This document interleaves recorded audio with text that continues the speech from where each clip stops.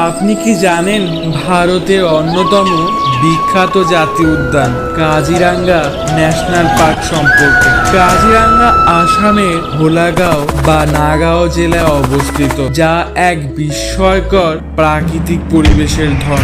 এটি ঘোষণা করা হয়েছে ইউনেস্কো ওয়ার্ল্ড হেরিটেজের সাইট হিসেবে।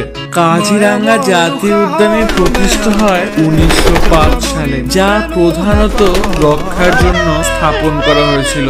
আসামে অন্যতম গর্ব 100 থেকে অধিক ভারতীয় গন্ডার বা রাইনসের জন্য। তখন থেকে এটি বিশ্বের বৃহত্তম এবং সবচেয়ে সফল গন্ডার সংরক্ষণ এলাকা হিসাবে পরিচিতি পেয়েছে। এখানে রয়েছে বিশাল আকারের হরিণ, বাঘ, বুনো হরিণ, হাতি ও বিভিন্ন ধরনের পাখি। কাজিরাঙ্গা হলো এমন এক জায়গা যেখানে বিশ্বের বাকি কোথাও এত গন্ডার পাওয়া যায় না। সরকার ও স্থানীয় জনগণ মিলে কাজিরাঙ্গাকে রক্ষা করার জন্য বিভিন্ন পদক্ষেপ নিয়েছে, যার ফলে গন্ডার সহ অন্যান্য প্রাণীর সংখ্যা বৃদ্ধি পেয়েছে। এবার আসি, আপনি কি করে যাবেন? নিকটতম জোরহাট এয়ারপোর্ট থেকে প্রায় 95 কিমি দূরে এবং গৌহাটি এয়ারপোর্ট থেকে প্রায় 217 কিমি দূরে। নিকটতম ফুরকাটিং রেলওয়ে স্টেশন থেকে প্রায় 80 কিমি দূরে এবং নাগাঁও স্টেশন থেকে প্রায় 97 কিমি দূরে।